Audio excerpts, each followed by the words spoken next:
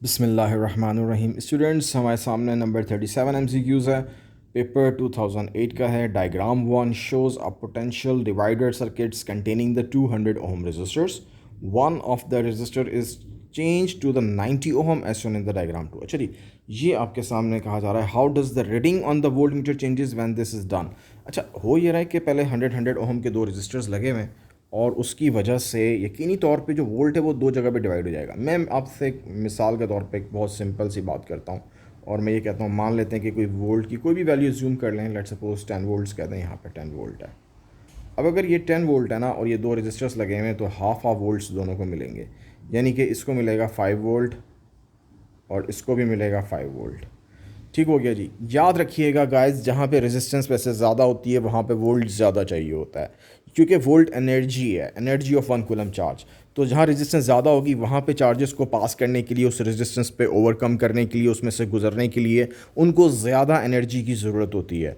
जहाँ रेजिस्टेंस कम हो जाती है वहाँ वोल्ट भी कम हो जाता है। अच्छा, अब यहाँ देखें, यहाँ पे हमारे पास यही वोल्ट था या 10 वोल्ट है, मैंने समझाने के लिए एग्जांपल आपके सामने लिया था। तो अब अगर यहाँ पे देखेंगे तो अब ये वोल्ट दो जगह पे डिवाइड हो रहा है, तो यहाँ पे भी इक्वल नहीं होगा। क्यों नहीं होगा? क्योंकि 90 ओम में इसको कम वोल्ट मिलेगा और ये 100 ओम में इसको वोल्ट ज़्यादा मिलेगा। मैं ऐसे ही थोड़ा सा एस्टिमेटेड वैल्यूज़ लिख देता हूँ। हो सकता है यहाँ पे 4 वोल्ट मिल रहा हो उसको और मे बी अब यहाँ पे 6 वोल्ट हो जाए, तो थोड़ा सा वोल्ट यहाँ पे ज़्यादा हो गया है एज़ कम्पेयर टू द 90 ओम। तो इस कंडीशन को जहन में रखते हुए अब हम MCQs के ऑप्शंस पे चलते हैं और देखते हैं। तो ये कह रहा है यहाँ पे अब जो वोल्ट मीटर सेकंड कंडीशन में हमारे पास से ज़ीरो हो गया। नहीं, बिल्कुल भी ज़ीरो नहीं होगा। ठीक है ना। इट डिक्रीज़ अ लिटिल, बिल्कुल डिक्रीज़ नहीं होगी। It increase a little, yes, इसकी वैल्यू थोड़ी सी इंक्रीज़ हो जाएगी। तो ऑप्शन नंबर सी आपका बिल्कुल करेक्ट ऑप्शन है। डी तो खैर हो ही नहीं सकता, सेम नहीं रहेगा क्योंकि अब रेजिस्टेंस में डिफरेंस आया था।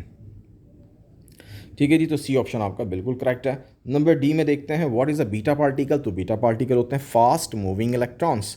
अगर इलेक्ट्रॉन्स होते हैं तो फिर ए और बी ऑप्शन में से कोई एक होगा, वो दूसरी बात बता देगी। And from which part of the radio active atom is emitted. तो ये न्यूक्लियस से आते हैं, तो न्यूक्लियस से आने का मतलब सिर्फ एक ही ऑप्शन बचता है और वो है ऑप्शन ए।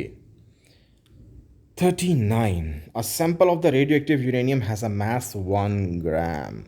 यानी कि जो हमारे पास रेडियो एक्टिव यूरेनियम है उसका मास दिया हुआ है कि वो 1 ग्राम है। कहते हैं another simple of the same material. Same material का मतलब यानी कि वो यूरेनियम ही की बात कर रहे हैं। हैज़ मास 2 ग्राम, अगर उसका मास 2 ग्राम हो गया तो which property is the same for the both sample.